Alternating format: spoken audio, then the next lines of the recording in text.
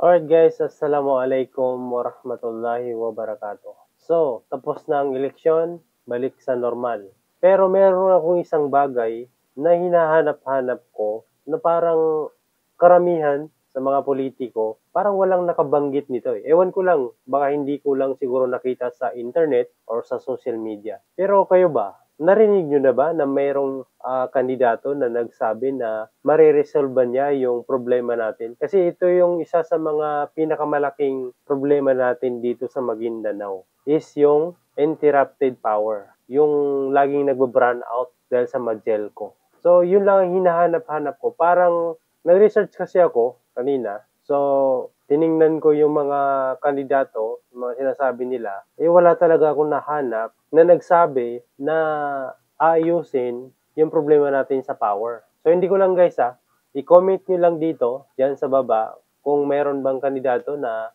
nangampanya about dito. So, sana ma-resolve ba to, no? Yan lang guys.